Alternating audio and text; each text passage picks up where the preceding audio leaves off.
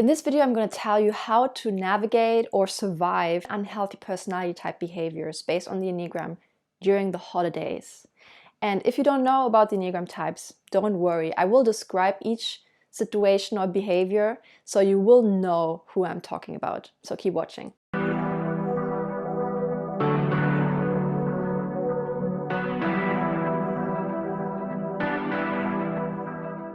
Hey, welcome to Typevolution, where we talk all about personality type theory and how to evolve, how to develop ourselves. If it goes into the more toxic, destructive, really bad kind of territory, then I would actually advise you to avoid the gathering altogether. Nowadays, people can get away with that. They can just excuse themselves. If you have to come up with some kind of excuse, or just don't attend, because there's certain limits. And I'm not going to give you the worst examples possible because, yeah, what's the point? Like, I would just tell you don't go at all. But if the people you are going to are just somewhat problematic or somewhat difficult to deal with sometimes, then continue. And actually, in this video, I will give you both the solution for what to do with them, but also the solution for if that's you. If you are one of those people who actually exhibit a bit of a problematic behavior based on your personality type, your Enneagram type. All right, let's jump in. I will start off with the more common types.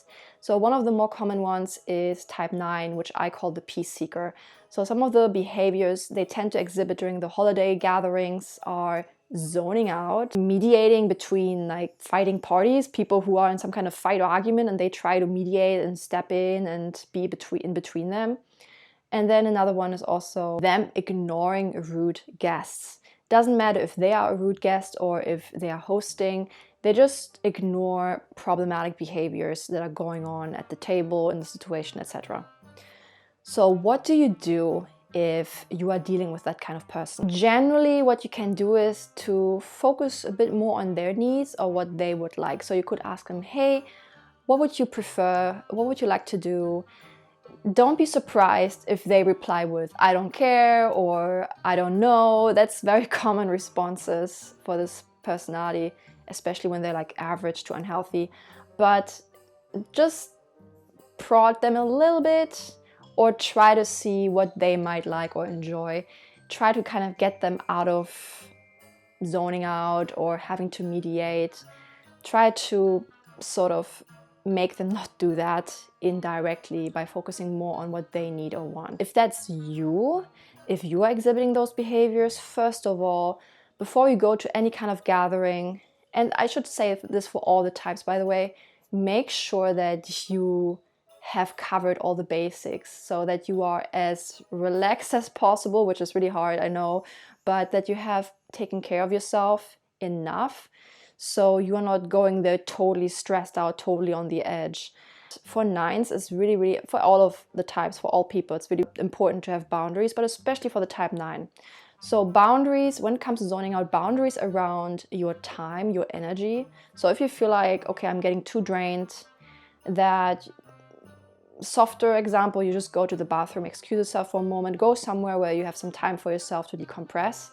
But if you're really totally drained and it's getting way too late for you, that you just allow yourself to say, sorry, I have to go.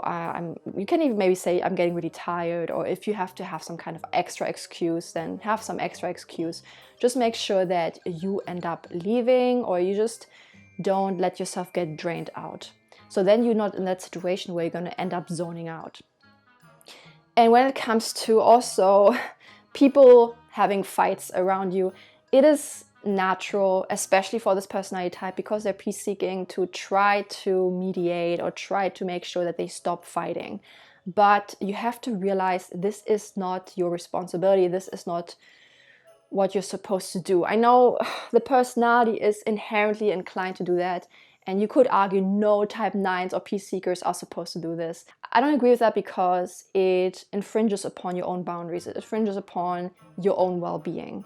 So you have to create a boundary around that. So if people start fighting around you, it depends a bit also if you're the host or if you're a guest, but if you can set a boundary, maybe say, this is not really necessary right now. If that's too much, if you know it's just going to create more issues, you can also just excuse yourself. You can just leave the room, leave the situation, maybe even leave the gathering altogether. Just make sure you have some kind of boundaries in place instead of jumping in and trying to fix it, because that is not your responsibility. Hey, sorry, I have to do a quick voiceover to handle the last point. When it comes to ignoring rudeness, if that's the other person, if someone is being rude, and what do you do?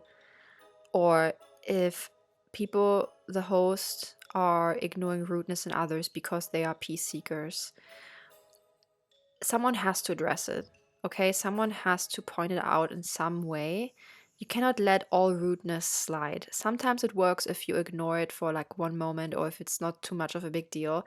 But if the person is too rude, or intensifies their rudeness, then you have to call them out. And you can do it jokingly, you can do it a bit more neutrally, or you can be a bit more, direct, without being way too rude though. You should never become rude yourself if you can help it. So if someone is doing something that's going too far, you can just say that's not cool and change the subject. But if it's more extreme, you might also want to be a bit more extreme. And what if you are the person who is ignoring all this stuff, all the rudeness? Once again, it's the same behavior. So you have to, if you can, you have to call the other person out. Or you can also leave the situation, but that's sometimes not possible. And what if you do, and what if you are being passive aggressive? This is due to not accepting your own needs and anger, not owning it. So you have to think about, why am I angry? What is happening right now? And how can I address it in a constructive manner? So you might either let it go. Sometimes we are angry about things that we don't have to be angry about for real. But if it's something that truly bothers you and you cannot let it go, then you will also have to address it. And you will also probably have to set a boundary like, hey, I'm not fine with this. Please don't do this, etc., etc. So for the type 1, the judge, this type is a bit less common, but it still can come up. And this is the kind of person, they will basically point out what's the right way to live. They will basically be preaching at the table. Like they will be like a preach, sitting on their soapbox and just say, people should be doing this, you should be doing that, etc., etc. Now, this can be easily confused with some other types as well, like the achievement seeker. When they tell you how you should be successful in life, what you should do to be more successful, that's more of an achievement seeker thing. And also I'm going to talk more about another type, which I call the dominant, the type 8. They might also try to tell you what to do, but there it will come more from the perspective of trying to lead you in general, like trying to be almost like your boss, or like trying to have control or dominance over you or influence over you in some kind of way. So there it's less about the right thing and more about what they want you to do. Like it's more about exerting pressure. Whereas with type 1, it's really about, okay, what are the rules of life? What should be done? And they might criticize that certain things have not been done properly, maybe according to tradition or according to some other kind of belief system, other kind of rules. You have not done this, that, how it should be, or you're not living your life in a just or in a appropriate manner, things like that. This is what the type 1 judge will fall into. So here I would also just apply a bit more of a general approach of thanking them for caring, for their, like, thank you for caring, or thank you for the advice, or something like that. And then just change the topic or just shift gears. And if they, once again, go a bit too far, then say, okay, I hear you, but this is my life and I'm gonna live it the way I want to. That's just how it is. So basically putting down the boundary in that way. Because even, no matter how pushy the one might be with trying to impose what kind of life is the right or just, at the end of the day, they would also have to recognize that part of human life is making their own choices. And I don't know if you want to go that far. I have to say I'm not super familiar with religious scripture or anything like that, but I think there's one aspect, for example, in Christianity, where people have the choice to believe, let's say, in God or in Jesus, etc. Like people have the choice. And if the judge you're dealing with is religious or a Christian, you could probably bring this up like, okay, well, even God gave us the choice to choose whether we live righteously or in his way or not. And in that same sense, I'm going to choose what I want to do in my life for myself. This is a very specific example for religious people. Now, not every judge is going to be religious, so this is just an example, but I hope you get the gist. In a similar vein, if you are the type 1, if you are doing this kind of stuff, also reflect on yourself. Once again, you have to realize people have a choice. They should be given the choice. And are you even doing what you preach? Oftentimes, judges, type 1s, they can be very, very contradictory in the way how they live their own lives. They might be preaching a lot, they might be giving out all these rules, but in the back room, they might be doing all kinds of crazy or dirty stuff. So make sure, do you even practice what you preach? If you do, all right, fine. But even then, you should give people the choice to live their own lives. And by the way, I call them the judge, but of course not every type 1 is going to be a judge in the judicial sense. It's just a term that makes sense for them. Last but not least, one of also the most stereotypical behaviors you see at holiday gatherings is the type 8, the dominant. And there's usually 2 ways that show up the most often. Either they give people unnecessary orders, like they try to order people around, tell them what to do. Okay, you do the dishes, or you do this, you do that, just kind of almost like being at the workplace and they give everyone orders.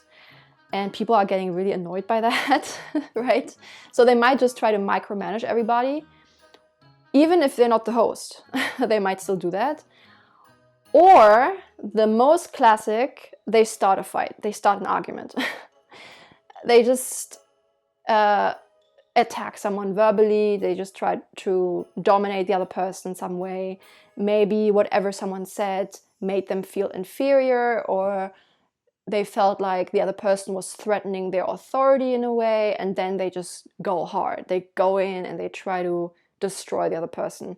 Now, like I said earlier, if this person is so destructive that they start literally abusing people, like literally getting physical or doing crazy stuff, then it's better to just not even go, right? Just avoid them. Just say, okay, sorry, but due to the past or whatever you want to say, if you don't want to even mention that, just say, sorry, I cannot come. Then just avoid this kind of person because, even if they're a parent or a family member or a friend, whatever, it's not worth it. If you know they're going to explode or they're going to create a fight or whatever it is, just don't go.